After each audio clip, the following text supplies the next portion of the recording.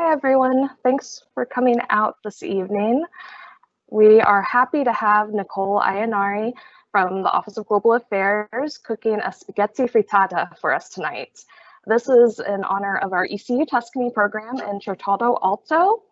And Nicole is an amazing chef, so we're looking forward to having her cook for us this evening. With that, I'm going to hand over everything to Nicole. Grazie, Whitney. Thank you. And benvenuti a tutti. Welcome to everybody. I'm very happy to be here with you tonight. My name is Nicole Iannari, and I'm the director of the ECU Language Academy, which is located in the Office of Global Affairs here at East Carolina University. Before we get started, I just wanted to let everyone know that if you have any questions, please use the chat function, and Whitney will see those questions and she'll read them out to me during the course of the demo. Allora, cominciamo. Let's begin. So I have a background that is deeply connected to Italy, even though my field now is in English as a second language. My father was from the Abruzzo region of Italy, which hopefully some of you have had a chance to visit. I have a 40-year-old dish towel that has a nice map of the Abruzzo region, which I probably should retire, but I just can't bring myself to. So I don't know if you can see that very well, but that is Abruzzo, and it is in the central south. So I spent many summers and just vacations there as a child, and I was very close to my father's family, and I do speak Italian. Many moons ago, I used to teach it actually to adults in California. So before I decided to teach English. So it's a language and a culture, both of which are very dear and near to my heart. So what we're going to be making tonight is frittata. Can you all say that? Frittata? Frittata di spaghetti, which the English translation is the rather unromantic sounding spaghetti omelet, but that's okay because it's still a lot of fun to make. And to give you a bit of pirate lore, I have heard that this was the favorite dish of an Italian pirate named Matteo Luca. So I don't know if that's true, but we have to bring some of our pirate pride here. So to start out, I don't know how many of you are cooking from home, but if you are, hopefully you have your ingredients assembled. We're going to start with cooked pasta. So I don't want to spill anything here, but hopefully you can see this bowl, and I have cooked pasta in here. I have cooked a box of pasta, just regular spaghetti, and I've cooked it al dente, and I rinsed it just a little bit because I didn't want it to be super hot. And to cut it up the way we want it, we're going to use kitchen scissors. So if you have a clean pair of kitchen shears or even just a knife and fork, you can go in there and just snip, snip, snip. It's very cathartic. You don't want to cut tiny pieces, but you just want to make some cuts so that you're not dealing with a big mass of spaghetti when you're trying to put this in the pan, because it's going to be hard for you to work with it at that point. So I want to cut just a little bit more. The other reason you want to cook your spaghetti al dente is because if you cook it too long, it will be very mushy. Mushy pasta is a big no-no for Italians, and really it should be for everyone. But if you make it too mushy for this dish, it will not stay firm in the finished product, and that won't be good either. So we want to have nice al dente pasta that we cut up. So I'm just kind of going through my bowl here to make sure it's the length that I want. I'm breaking up any clumps. So it looks pretty good to me. I don't know if you can see it. Now, you've probably cooked your pasta in salted water. I did. And pasta gets a lot of its flavor from the cooking water. So if you did salt the cooking water, you're going to definitely want to be cautious with your salt to this dish. This is a wonderful dish. It's easy to make. It's something that probably most of you have ingredients for right at home.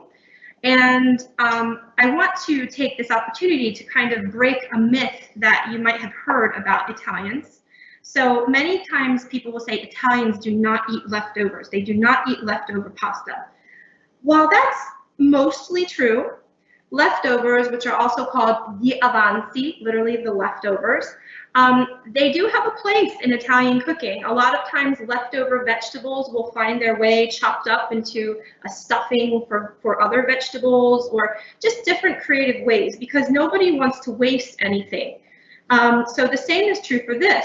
This is very popular in southern Italy, this dish. I don't know that you'll encounter it as much in the north, and it is a summer dish. So even though we're heading into fall, I thought that you might, appreciate having something that is easy, and especially since we're having the warm weather still. And this is something where if you have leftover pasta, that people will just make it with, and there you have it. It's reinvented as another dish. You can even use leftover pasta with sauce for this. Today we've prepared pasta especially for it, but you don't have to do that. And like any other egg-based dish, especially an omelet or something with a filling, you can use whatever you have on hand. So if you have some vegetables that you want to chop up and put in there, you can. Or if you have some different herbs than what I've suggested, you can do that as well. So it's a very versatile dish. So we're going to crack our eggs, okay? So I'm going to start with maybe 6, but I'm going to keep an eye on it because you can't take away the eggs. You can always add more. And you want to make sure that when you add the eggs to this product, that it's not really soupy. You don't want it to be really soupy, but you also don't want it to be mostly pasta. So we're going to have to use our eyes. So I'm going to go ahead. I have eggs at room temperature, and I'm going to crack some into here, into this bowl. Does anyone have any questions? So this dish, as I mentioned, it's popular in the summertime, and a lot of Southern Italian families like to take it to the beach, because going to the beach in Italy is an all-day affair, and people bring food with them, and they do not just bring a simple sandwich. Especially in Southern Italy, people will set up whole feasts on the sand. And this is a really nice dish because it's portable. You can eat it at room temperature. It doesn't need to reheat, and you can, just eat it in your hand if you want to. I'm going to go wash my hands. I'll be right back.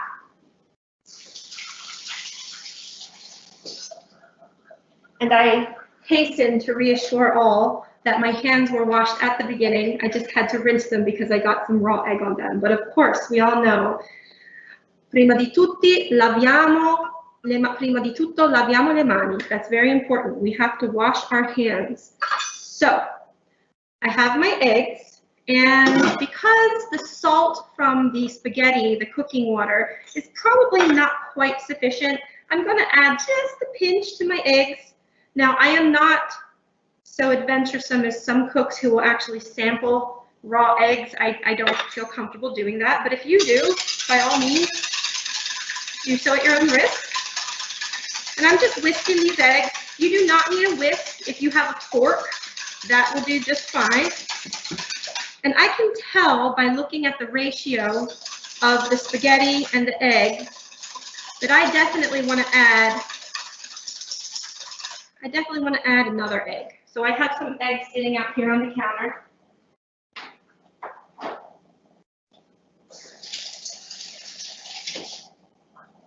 With cooking, so much of it is just what you notice and what you think. So there's really, cooking, believe it or not, is very forgiving. Let me rinse my hands again. And baking, dare I say it, is somewhat forgiving as well. I mean, the point is to enjoy yourself and have fun. And traditional Italian cooking, I love to cook, and I collect cookbooks from around the world in different languages. And I think it's really interesting how traditional Italian cookbooks in Italian are very simple.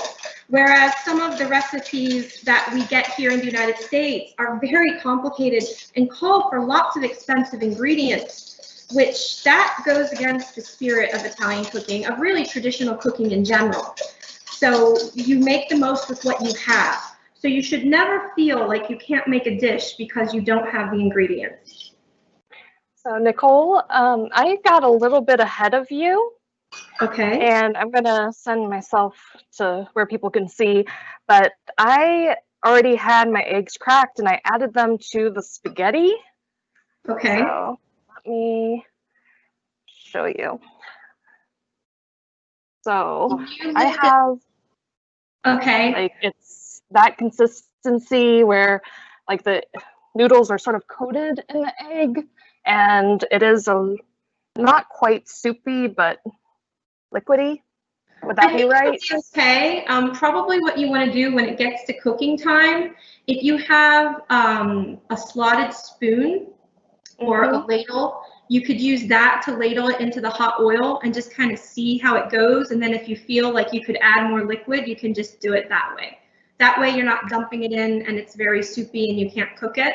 So if you can do that, I would recommend doing that. It looks like it might be okay. I couldn't see the whole thing from the angle. Wait, okay, that's good. Wait, it got a little blurry. Wait, keep it there. I think you'll be okay with that, Whitney. I think you'll actually be okay with that. So carry on. And can you also describe a little bit more like what the mix consistency should be like? It should be like sort of like runny oatmeal. I don't know if that gives people an idea, but you want, I mean, you want there to be, you don't want the pasta to be completely submerged in the eggs. You want there to definitely be, you know, heft to the mixture, because when you cook it, you don't want it to be like all yellow and you can't see the pasta. You want the pasta to really be kind of the major player here. But it'll taste good, even if you added more eggs than you wanted, or it comes out a little more eggy, it's still going to taste good. So don't fret if that has happened to anyone who is cooking today. So I've beaten my eggs and I've added the salt, because don't forget, I'm adding cheese here as well. So cheese is salty, so I should be fine with the salt. And I can always add salt to the finished product too. So I'm going to go ahead and add my herbs to this. I'm using parsley. In a perfect world, I would be using flat leaf parsley. That is my parsley of preference. But when I went to the store, they did not have flat leaf parsley, so I had to content myself with curly leaf parsley. However, it's nice and fresh and it smells good, and that's the whole point. You want something fresh and tasty. You could use any fresh herb that you liked. You could use dried herbs, but I think fresh herbs are very nice for this dish.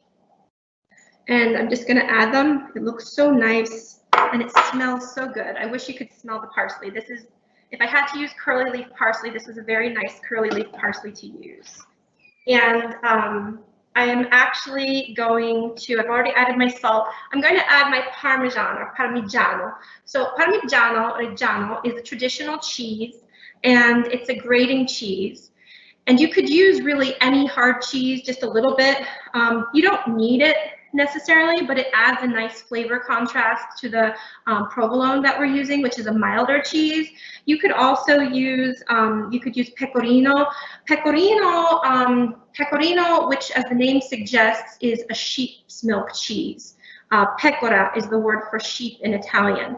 So pecorino is a very nice grating cheese that is actually very popular in Abruzzo, where Dad's from, but it is a strong cheese and it can taste a bit, I don't want to say gamey, but it does have a bit of gaminess to it just because of the origin. So I didn't want that. I wanted a cow's milk cheese, so I'm using Parmigiano. So you can use as little or as much as you want, and I'm just going to add that to the egg mixture. Parmigiano, when it's freshly grated, is so nice and fluffy. I love it, and it smells really good. So I don't know if you can see in the bowl, you can see the Parmigiano and the prezzemolo, that's the word for parsley. And let's see.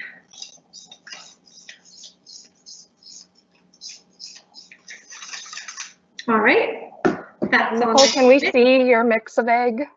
Yes. Like, are you able to try to I will try to do so without without pouring egg in? Ah! I think I just poured some on the counter.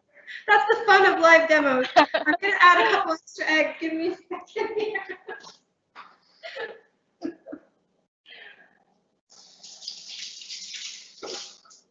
Well, at least I didn't spill egg on the computer. That would have been really unfortunate. That's the fun of live cooking. You don't know what's gonna happen. And this is an easy fix. Most of the time, it's an easy fix. Another I egg. have cheese, so I'm not gonna add anything. Let me just mop that up quickly so it doesn't congeal into something unpleasant. Okay. One moment, please. I was doing a cooking demonstration once, and I was making a soup, and I was using a hand immersion blender, and I started running the blender as I was withdrawing it from the soup, and sauce splattered all over the place. So that was a really fun moment too. Oh, and It'd be a great time to let's ask see. questions if anyone has them. Yeah. So John and Megan, they said sorry because they were the ones who asked about seeing Oh. consistencies. That's okay. Now you know, right? I think everyone had a bird's eye view of the consistency. Okay. Yeah. I don't know. I just feel bad because at the beginning I still had my spaghetti in my colander, and I saw you cracking the eggs into the bowl, and I thought that was the bowl of spaghetti, so I just put all the eggs in. Okay, that's not a big deal. It doesn't matter if you already added eggs to the pasta. You can add stuff afterward. It won't affect the finished product at all. All right, I think I cleaned it up reasonably well.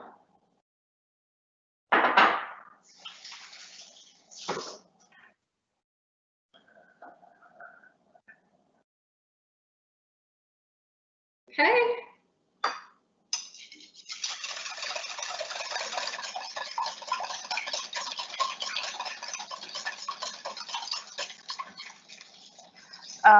And Jay Searles says, at least you have the word laugh over the top of your stove.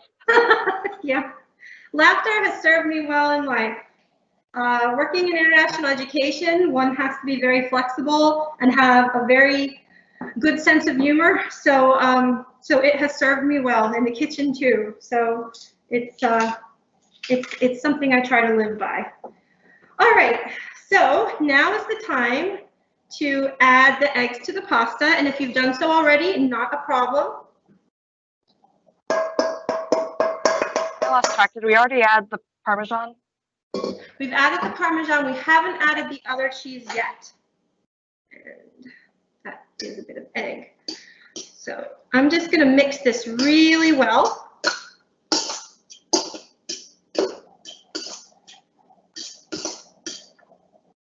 And the more you mix it, you'll get a feel for, if you have enough eggs in there. Make sure you mix it really well, because if you don't, you won't get a really good idea of how of the ratio of egg to the pasta. So like when I first poured it in, it looked like I didn't have enough egg.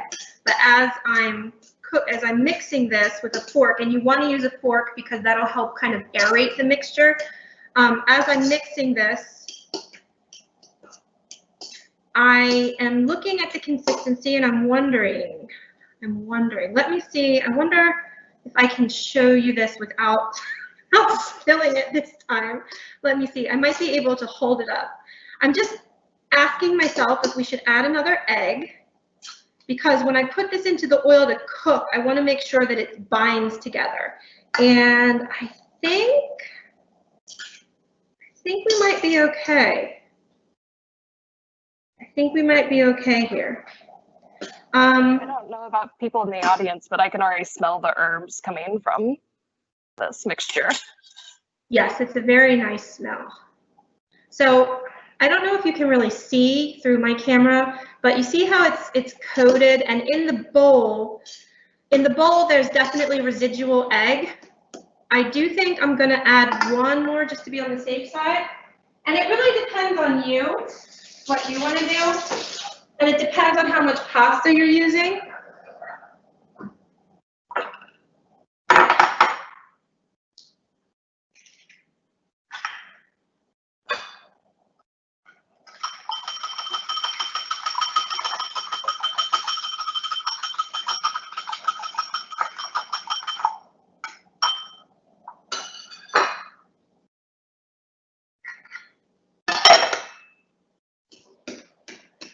That's good. And you can also add, if you like things a little spicy, you could add some crushed red pepper.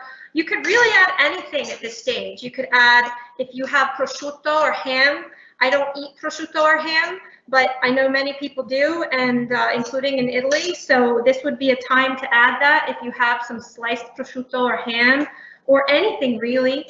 You could use leftover meat, leftover vegetables, anything you want really, as long as it tastes good to you. I'm gonna go rinse my hands again. And now we are going to go ahead and add the sliced cheese. Now, this is provolone cheese. Unfortunately, some of the traditional cheeses can be difficult to source here. But you could use provola is a type of Italian cheese that is, it's a provolone cheese. It's slightly milder. But this is just provolone cheese that I got at the supermarket, nothing fancy. And I just got the sliced provolone, and I used a knife or scissors, and I just cut it up into kind of like little slices that I then cut in half, little ribbons. So hopefully you can see that. You could use grated cheese if you wanted. I mean, whatever you feel would taste good to you. You do want a nice melting cheese though. And I know that somebody had asked me earlier about fresh mozzarella. So fresh mozzarella is a wonderful cheese. It does have a lot of moisture in it though. So if you have used fresh mozzarella like this, meaning, you know, the mozzarella that comes in liquid, and it's usually kind of a soft ball, you can use it, but you're going to want to watch the moisture as you cook this off, because it might have a little bit of extra moisture that comes out, and so you might just need to cook it a little longer to kind of cook off the moisture. All right, the mixture looks delicious, and I'm just making sure the cheese is well incorporated. Nicole? Yes? How much of this cheese should we be adding? So I used a regular packet, just like this, and I would say about half of the packet. And you could add more if you wanted. You could use less if you don't like cheese as much. I love cheese. So I would guesstimate that's probably 4 ounces. Yeah, I mean, this packet is almost 8 ounces. So I would say just kind of grab about half and just cut and put it in. And if it looks like the cheese ratio meets your needs, then great. And if not, if you want to add more, go ahead and add some more. All right. So that's my mixture. The cheese is in there, the herbs are in there, the pasta's in there. So now we're reaching the stage of completion where we fry the thing. Now this is where we're gonna have a lot of fun, because if you thought it was fun to watch me dump half the mixture onto the table, then wait until we start frying. With frying things can and do go wrong. So I'm sure there will be hilarity that ensues, but hopefully our finished product will taste delicious. So let's heat up our oil.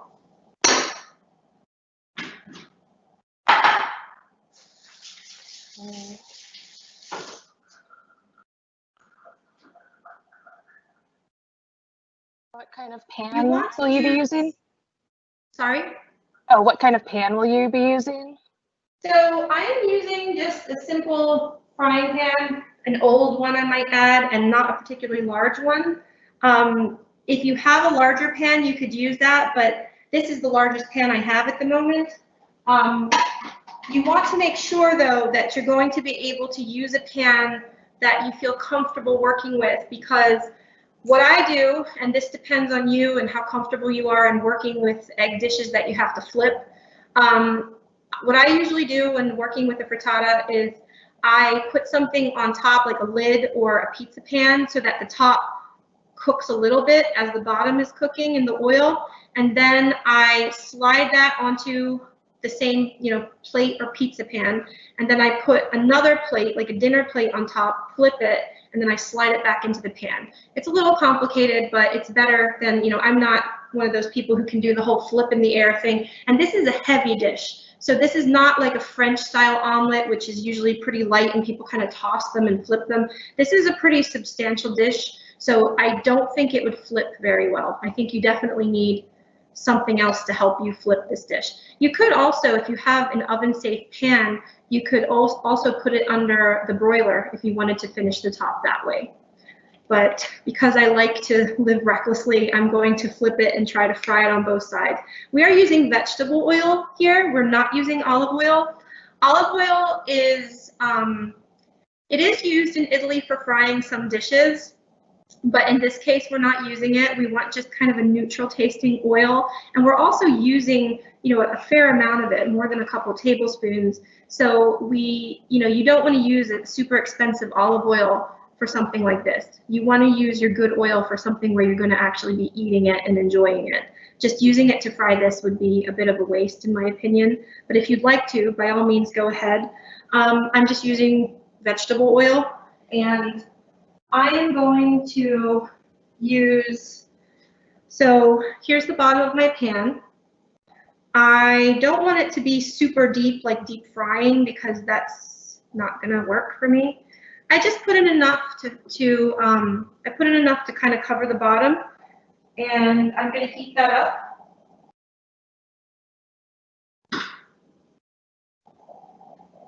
If I can figure out how to work the stove.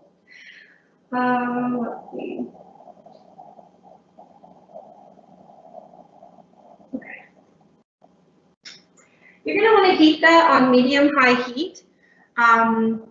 You don't want it to be super hot so that the mixture burns the minute you put it in the pan, but you want it to be enough that the mixture can actually fry. The word frittata has the root of friggere, which means to fry in Italian. And I mean, that's because this is essentially kind of a fried dish. It's not deep fried, but it is fried to some extent.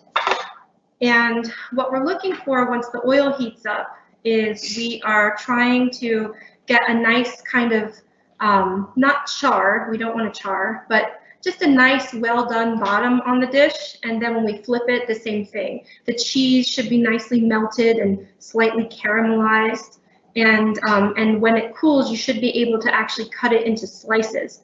The alternate name for this dish is actually pizza spaghetti, because it's a round pie-like dish. So that gives you an idea of its portability, and you can literally just eat slices of it in your hand. I'm going to put the oil away.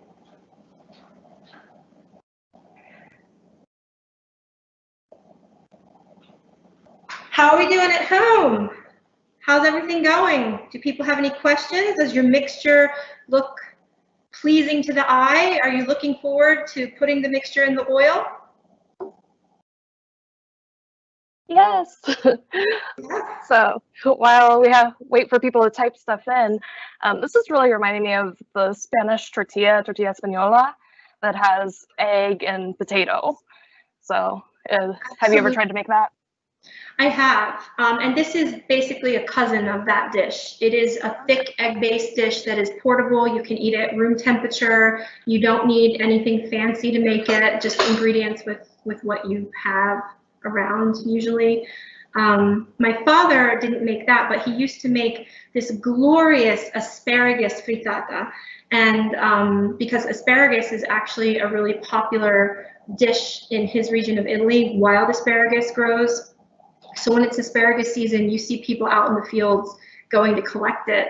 And he would take asparagus and just make this wonderful, wonderful concoction with it every Sunday. So that was a great memory growing up, to eat Dad's asparagus frittata, or frittata di asparagi. So any questions? No questions, but Jamie Bloss said all is good here, and Jamie is super excited to fry. Yes, I am super excited to fry too. And like I said, you never know what can happen. So, yeah, I feel like after I added all the cheese, my mixture is a little bit dry. I may add another egg before we fry. Sounds good. There's really, I mean, honestly, you could have fewer eggs, more eggs, and you really can't hurt this dish. It's going to taste good no matter what you do, what the ratio is. It's just, you know, the finished product might look a little different than how you like, but it's still going to taste good.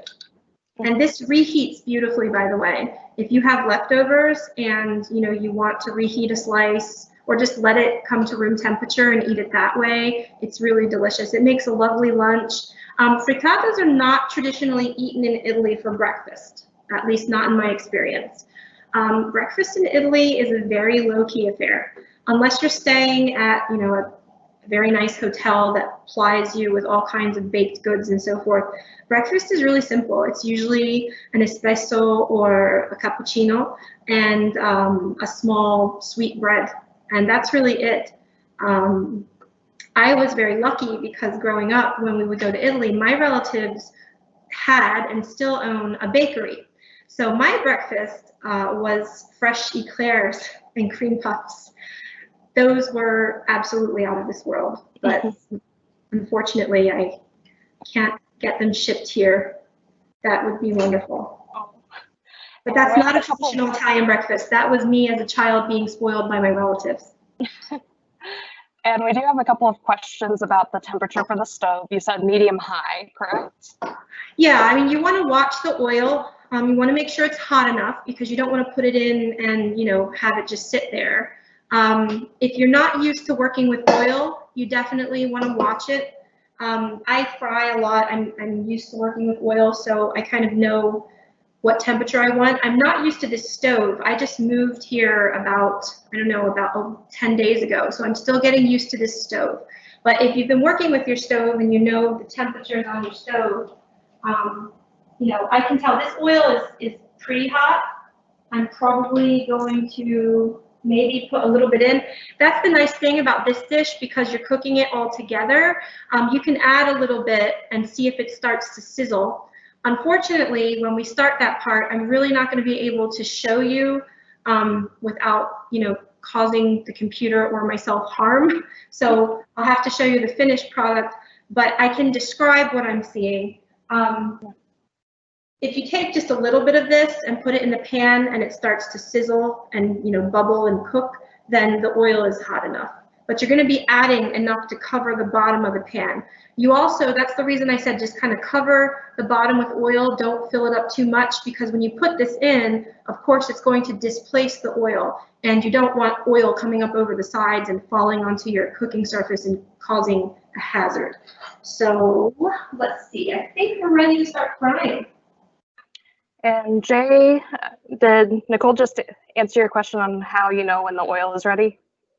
You can type in. Is that the question? How do I know when the oil's ready? He said that before you described adding a little bit. Well, for one thing, you'll definitely be able to feel the heat with your hand if you carefully put that over the oil, making sure your hand is completely dry. If there's any liquid on your hand, especially water, and it drips into the pan, it will splash up and splatter and possibly burn you.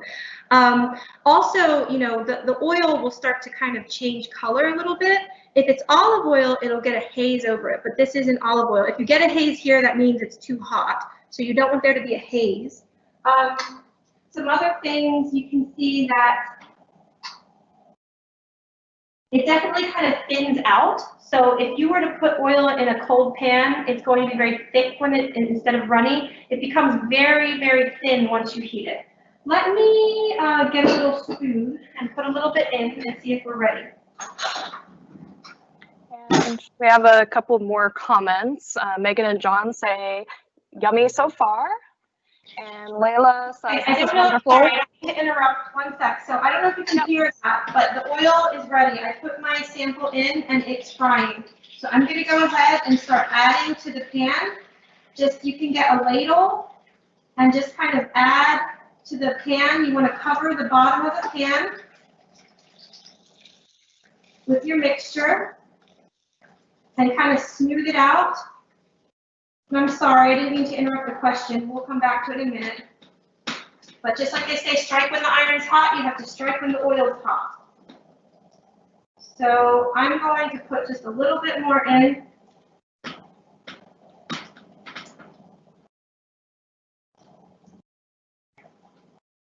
Okay. So I've filled my pan up pretty well. And I just want to smooth the top. I'm going to push it down in the oil a little bit.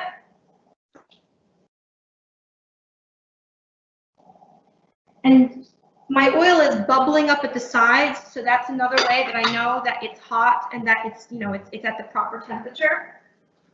I'll try to show you this without like totally making a horrible mess. But I don't know if you can see that. It's filled up pretty good. And you definitely want to press down on it. Press down on it so it kind of gets flatter.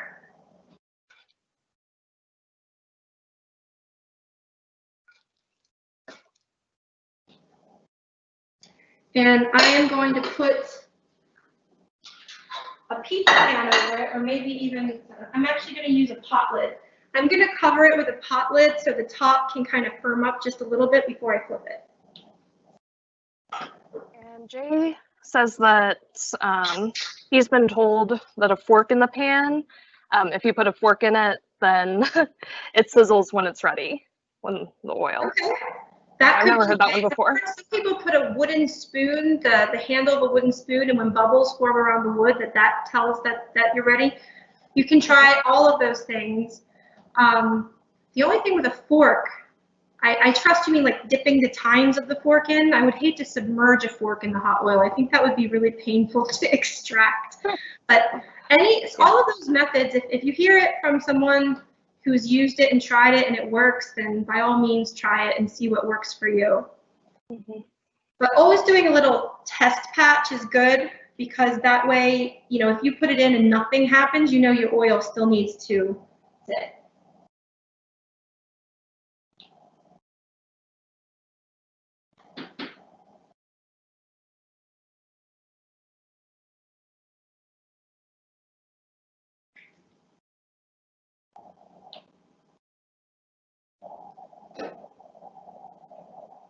So this is going to cook for a few minutes, because we want it to if we try to flip it before it's cooked at least halfway through or even more to the top, it's just going to fall apart when we flip it.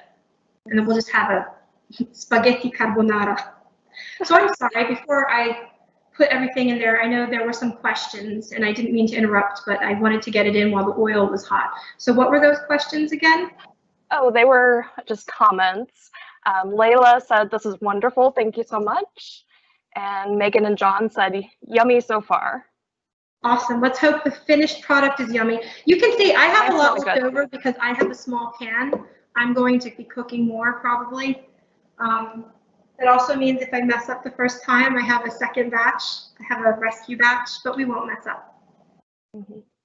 I wish you could, you probably can't hear it from where you are, from the distance the stove is, but it's definitely like bubbling and making noises, which tells me that it's cooking.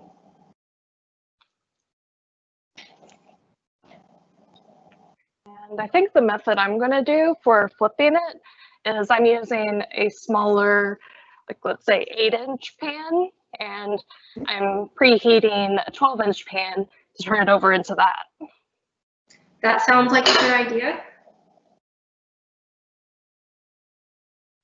That's what I sometimes do when I make the Spanish tortilla. So any method you use for a Spanish tortilla would be totally appropriate here. Mm-hmm.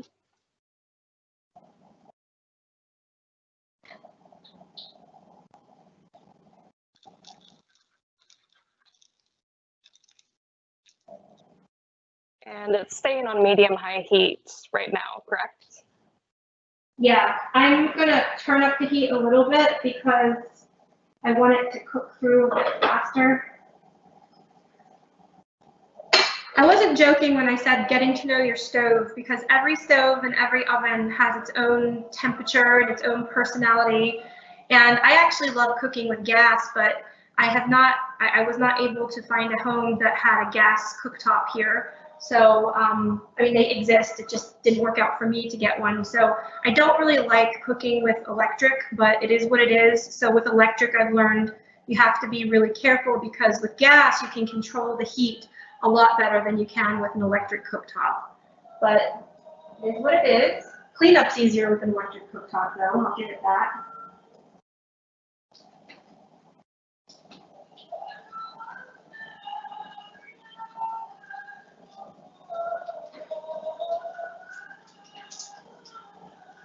I'm gonna take a look at the bottom, see how that looks. Alex says, this is fun, and I'm getting really hungry. Ooh, the bottom looks so beautiful. I'm gonna have to try to flip it soon. I'm gonna give it maybe another minute.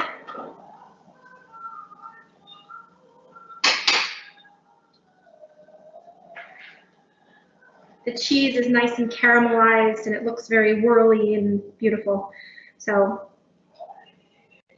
and you know, when you flip it, if some of the spaghetti kind of squashes off the top, that's okay, because you're putting it back into the pan and it's going to cook anyway.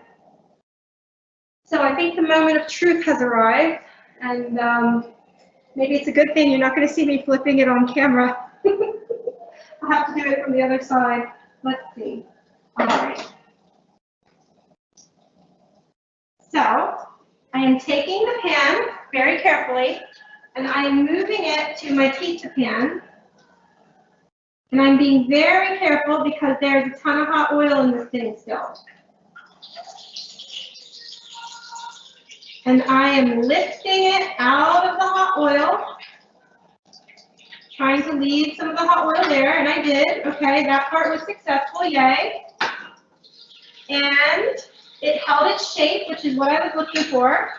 Now, I am getting a dinner plate, because that's just easiest for me, but you do whatever works for you.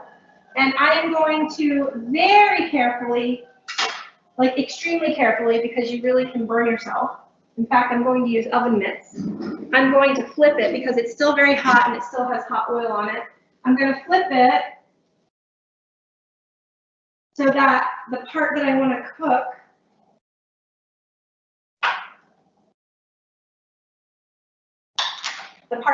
cook is on the right side up on the plate. So flip, okay. All right. Let me see if I can show you what the bottom looks like. So there's the bottom of my frittata. And then I'm going to put the pan back on the heat. Well, actually, first I'm going to slide the frittata back into the pan.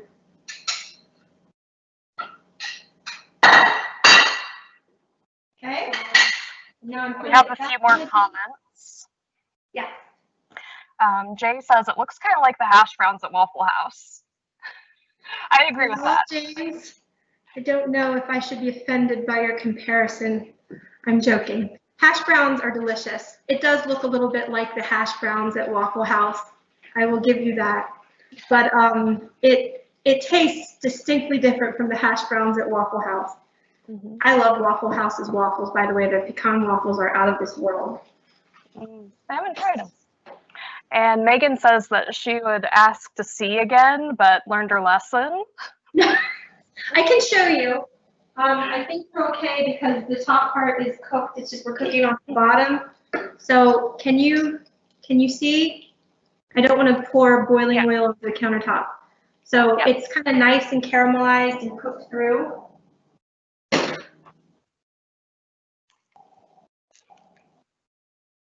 And you notice that this time around, I'm not covering the top because the top is already cooked. The top is nice and brown, and I don't want any moisture getting in there now and like making it mushy or anything. So I'm not covering the top. There's plenty of oil in the pan to cook it.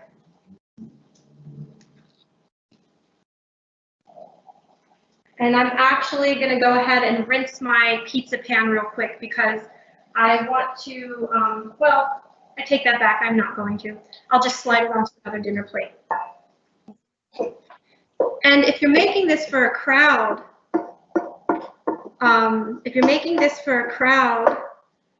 you can keep them warm in the oven. You can keep it on the lowest temperature in the oven. They won't get dry or nasty or anything like that.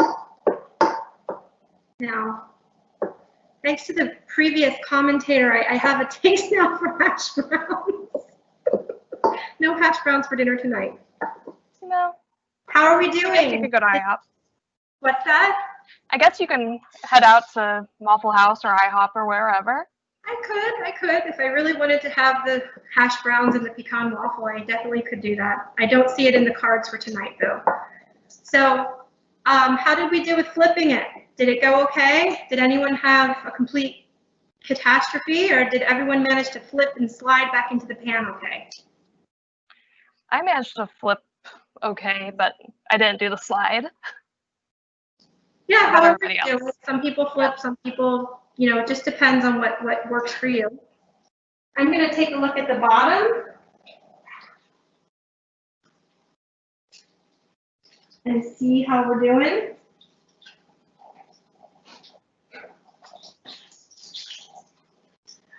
Delicioso. It looks really delicious. I think we're just about ready to take it off the heat.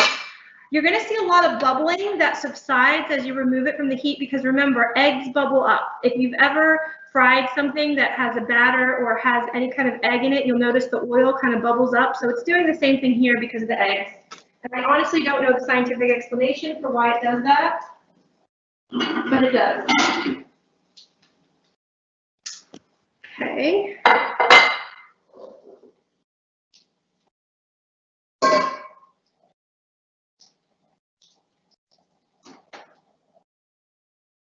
So I have my bubbly pan of eggs, and I'm going to get my spatula and be really careful and kind of get up under there.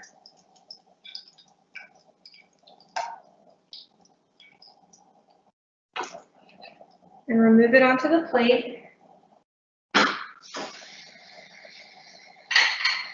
Bravo. And a few people were successful with their flipping. Jamie says, I did it. I was okay sliding, was a little hard after the flipping. Alex says success. No, maybe we turn off the heat, so. Excellent. Yeah, it's actually, as long as the eggs, this isn't like a French omelet where if you overcook it, it becomes all tough and like burns. This can tolerate a lot because it's mostly pasta. And so, you know, and you want that char. You want that char on the bottom there. I'm just going to let it cool a little bit, and then I'm going to slice it into a piece of gloriousness. This is totally untraditional, but honestly, I think this tastes really good with a dollop of mayonnaise or aioli sauce. So, like I said, totally non-traditional, okay? I won't lie, but it tastes really, really good like that. All right. Let's see if we can give it a cut. And while you're searching for your knife, Jamie also said that she did flip it onto a lid with an edge. So that would not be recommended, but. Okay, I hope you're okay. Oh my God. Que buono.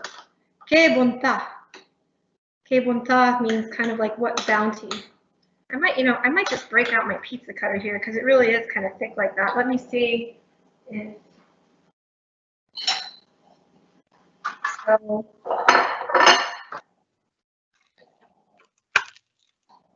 I really should have used a better knife to cut this. It smells so good. I wish you could smell it from here. Hopefully you're smelling it in your own kitchens. So, it flipped. But you can see, look, it flipped and it fell. If you can see, kind of, you see how thick that is? So it's a nice thick slice of spaghetti pie, essentially. And let's taste it. Hold on, Becky. It's really hot.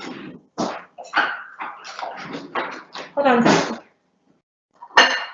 This is my son. Just got back from soccer. It's hot, Beck. You're gonna have to wait. Go upstairs and get changed, and then you can have some. It's really hot. I don't want you to burn your mouth. And we have an experimental cooker in our midst. Yes. So, yeah, Jay said that his wife did a pan with zucchini noodles, and it was also delicious. It's really good. It's delicious. Yeah. Yeah, it's really, really delicious. The cheese, the pasta, it all comes together. You want me to try it? Tell me how it tastes? I have another taste tester here. It's hot though. We like guests. Who's all there? I don't know. Huh? What do you think? Oh my God! Is this the best pizza I've ever had? Oh, pasta. Okay, bye. Bye. So there you have it. Frittata di spaghetti. And you can, if you made it and it doesn't have enough salt or anything, because like I said, with raw eggs, it's really hard to taste before, just add some salt to it. You can put some more cheese on it if you love cheese. So there's a lot of things you can do with it. And that's it. If you have any questions, I'm probably going to get started frying the second one. So if there's anyone who joined us late, ooh, that made an unpleasant noise. If there's anyone who's joining us late or has extra questions, I'm going to be doing a second round. Nicole, I'm not sure if you caught it, but one of our watchers, Jay, said that his wife did an experimental pan with zucchini noodles, and it also turned out delicious. Oh, I didn't hear that. I'm sorry, with my family coming back. That sounds amazing. I love zucchini and eggs go really well together. So that's awesome to know that it can be duplicated, especially for people who can't have pasta for some reason or who don't want to. Thanks for that tip. That's awesome. And you can buy the spiralized zucchini noodles, I think, at almost any supermarket these days. So that's really good to know. I probably wouldn't attempt it with carrot noodles. I know that's something. You want to bite? Okay, hold on. Let me get you a fork. Noodles! Okay. Can we have Don't touch you your have hands. those noodles raw as well? No, you Not can't. raw, like just like plain, like without mixing them. No, they have egg in them. You don't want to eat them raw. They won't taste good raw. They have egg. I mean like just plain by themselves. Did you wash your hands? Mhm. Really? You doubt me. You always doubt me. No, I don't always doubt you. I think we need to watch him wash his hands. Oh. It's okay. Go on. You're done. Go take a shower. He just came back from soccer practice. Yes, I don't know about the hand washing claim. So We have a few more comments. yes. So Alex says delicious. Wonderful. Kristen says, thank you so much. This is delicious. You're very welcome. We say in Italian, non c'è di che, don't mention it. I enjoy doing this. This is a lot of fun. And next time when it's beach season, you can bring it. Ooh. Amy says, grazie mille. Non c'è di che, prego. And Megan says, yum, thank you. Time to eat. Yes, you're very welcome, prego. I hope you all enjoyed it. And if you have any questions afterward, feel free to send me an email. And buon appetito. Good appetite. That's said before we eat any meal in Italy traditionally. So buon appetito e buonasera. Thank you so much, Nicole. And thank you to all of our attendees. We hope that you have a lovely dinner. We do want to remind you that we have Wanderlust Wednesdays coming up next week as well. We'll be featuring programs in Africa and the Middle East. And we also have a video contest and picture contest. So please join us next week. You can find all of the events on globalaffairs.ecu.edu/fair. We'll see you next time. Ciao.